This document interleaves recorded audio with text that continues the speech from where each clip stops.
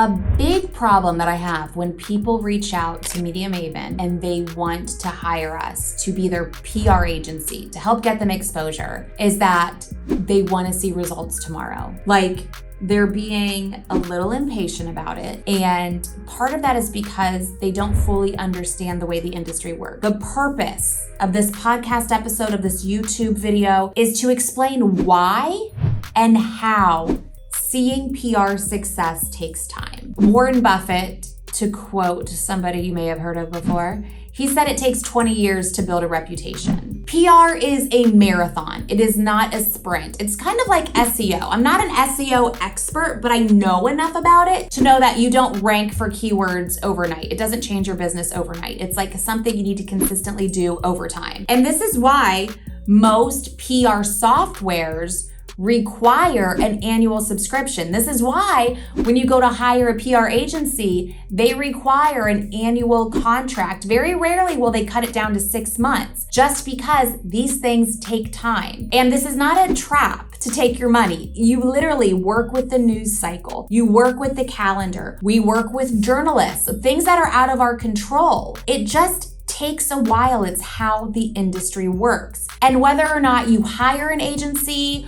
or you even join my boot camp or go through my online course, like, I just want to set expectations for you on why this is a long-term game and not something that's quick and happens like right out the gate. I honestly feel like marketing is like this. Like, if any kind of marketing used to work quickly, it doesn't work as fast as it used to, even with advertising. Like, you can see an ad, but you need to see it a few more times, and you need to be in the right place at the right time and in the right frame of mind to actually pull the trigger on that ad and act in a way to where that advertiser sees the ROI. I feel like this works with everything, but people aren't open and honest about it. And that is why I'm taking the time to record this podcast and record this video to tell you. And I'm gonna break it down for you real quickly in just 5 aspects. 1, your PR firm, or you, if you're acting as your own publicist, needs to plant seeds, and then those seeds need to grow, okay? This stuff takes time. Results don't happen overnight. I wish they did. I know you wish they did, but that's just not how it works, and I'm just gonna keep it real with you. For example, magazines work 3 months in advance. Everybody talks about Oprah's favorite things. She has her favorite things decided by the end of July. So by the end of summer, like, she is done with that. Some podcasters, they record podcasts months in advance. I know I just followed up with somebody and I was like, hey, when's our podcast coming out? And she said, oh, I'm months in advance. So like, wait longer. Like, things just take time. You don't determine when or where or how something is placed. That's why this is called earned media. It's not owned. You don't own it. It's not paid. You're not paying for it. You're earning it. So you are at this other person's mercy. There is less of a control factor, but again, remember, this is where you get the authority and the credibility, and this is where you reach a whole bunch of people without spending money on ads. This is why it takes time. And then you have the news cycle. I mentioned this. You have awareness days. You have Mother's Day. You have Father's Day. You have Christmas, Thanksgiving, National Chocolate Chip Cookie Day, all of those things. There are ways to tie your brand to these things. And these are where story ideas come from. Outside of that, you just have breaking news. What's happening in the news cycle? If you're in the health industry, COVID might have been good for you. You might have had crazy news opportunities because of that. Or if you're not, it could have been terrible for you. You have to also look at what's happening in the news cycle. Number 2, it takes time to plan your company's effective PR strategy.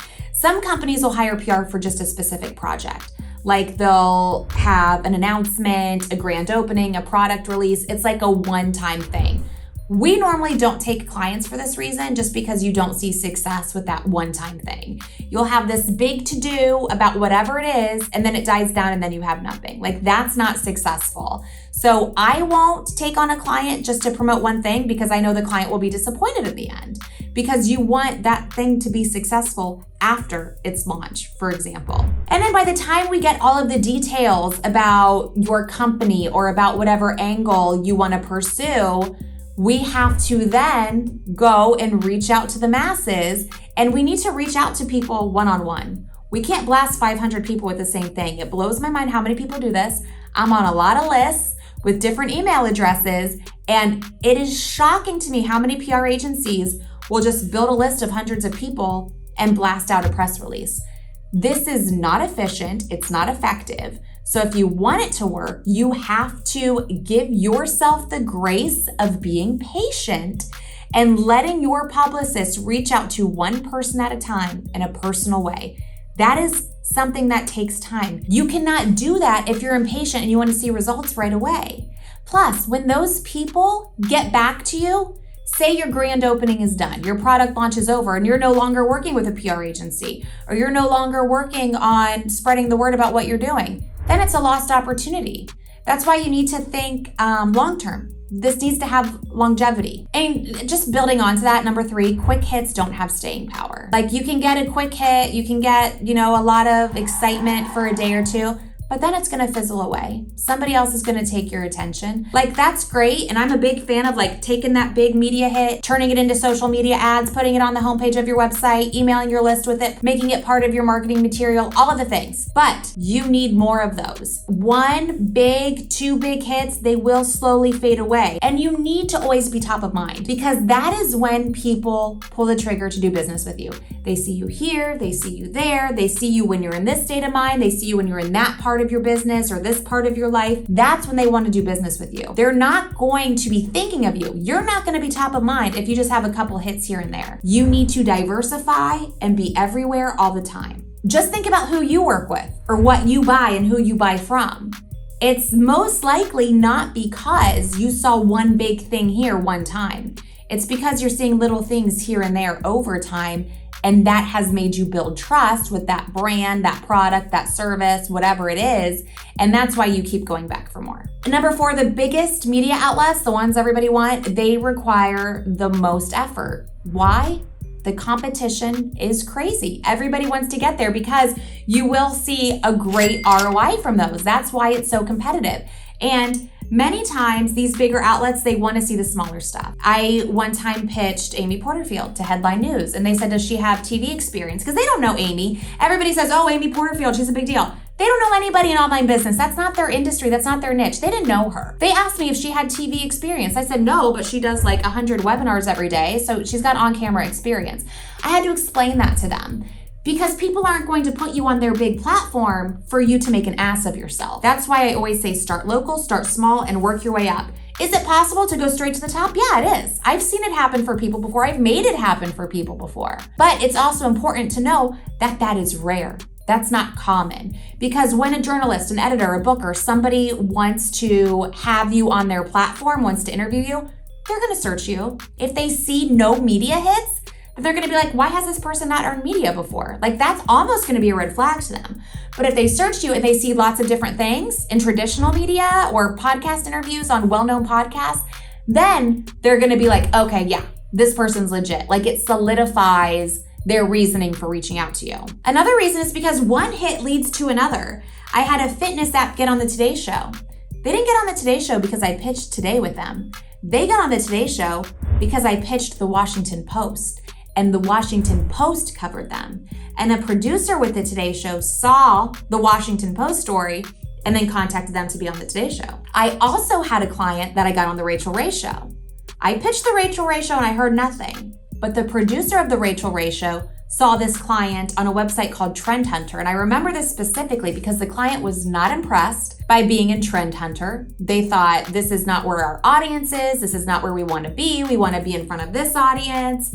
We don't want to be on this website. But a producer from the Rachel Ray Show looked at Trend Hunter and he said, oh, this reminds me, I was pitched this product before. I want to cover this on our Mother's Day segment happening in a few months. So again, multiple examples just in that one story of why this stuff takes time, because the timing has to be right. And then I also want to add just a 5th aspect. The investment is not a guaranteed ROI. I feel like this should be said in any kind of marketing. And I know we would all love a guaranteed ROI. I would love a guaranteed ROI. But I know the person doing my Facebook ads can't guarantee that. She can't control what people are going to do when they see my Facebook ad. I know if I take an ad out in a magazine, that magazine can't control what the readers are gonna do. Just like I can't control who does or does not interview you. I can pitch them. I can do what I know works from being in TV and having a PR agency, but I can't control what happens after I pitch them. You can hire somebody for $1,500 a month to pitch you. You can hire an agency for $6,000 a month. I know there's people who pay tens of thousands of dollars a month for PR. The results are not guaranteed because that's just the nature of the business. If anybody is guaranteeing you any kind of result without buying an ad from a salesperson at that media outlet, it's bullshit. Don't fall for it. I know I'm kind of going off on another tangent, but this is something that I just see all the time.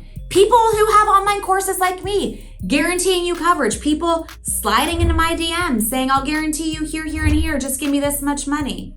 It's not real. It's not real. They're paying people under the table illegally. They're buying ads from people who don't even have the authority to sell ads. Like, I've heard so many horror stories of people losing money, not getting what they want, or getting in it, think they're getting in one outlet, but they're really getting in another outlet. Or even one person from Forbes was accepting money under the table from people.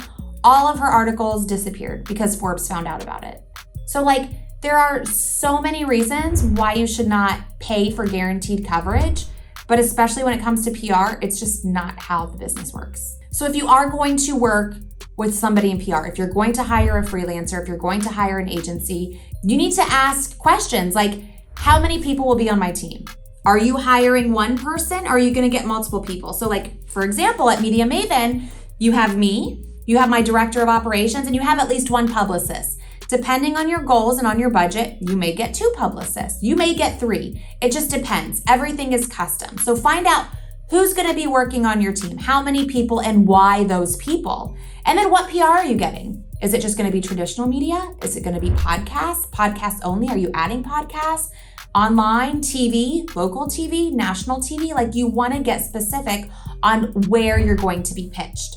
And then also, how do people pitch? Do they use press release distribution? Do they use press releases in their pitches? Are they sending short, sweet pitches that are to the point? Like, what is their style? How are they reaching out to people? Do they have their personal contacts from working in the industry, like we do? And they reach out to their friends on social media. Like, what is their method of pitching? And then how are they going to check in with you? I hear a lot from people who hire agencies who say, oh, we hired them and we didn't really know what they did. Something we do at Media Maven is every Friday we send an email. This is what we did this week. This is what worked. This is what didn't work. This is what we plan on next week. If we need anything from you, this is where we tell you what we need from you. And then every month you get an activity report that has some KPIs that show what worked, what didn't work, and the next steps that we're gonna take. So you're in the loop, because with something like this, where we can't show you a spreadsheet of numbers with ads and clicks and all of that stuff, you need to know what we're doing on a weekly basis. Daily is too much. Daily is kind of overkill, but weekly makes sense. You can learn how to do this yourself. If you don't have a budget for a PR agency, you can learn how to do this yourself. And I tell all of my mentoring clients, just block out 2 hours a week. You could do this and be successful with 2 hours a week, because we're focusing on quality and not quantity. Something that I share in day 1 of my bootcamp, Pitch Publicity Profit, is the trajectory of being on one podcast episode. And I take you through step by step what happened as a direct result of being on that one podcast episode, and how that one interview for 30 minutes when I didn't know what the hell I was doing led to tens of thousands of dollars. If you want to hear more about that, I will link to that in the show notes for this episode. You can get that at pitchpublicityprofit.com. Join the bootcamp. I share that story. Again, quality over quantity is big. So if you're hiring an agency, ask these questions. If you're doing it yourself, keep this stuff in mind. Let me help you. I'm happy to help you. You can check out pitchpublicityprofit.com. I'm linking to that in the show notes and the description for this video.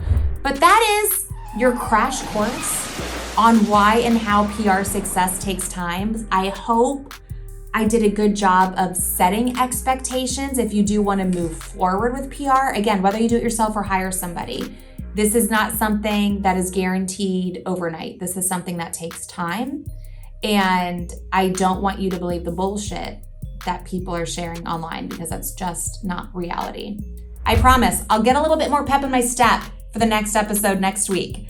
Tap that subscribe button, tap the follow button, join my newsletter, join my boot camp. Any questions, hit me up on Instagram, all of the things. I'm here to help.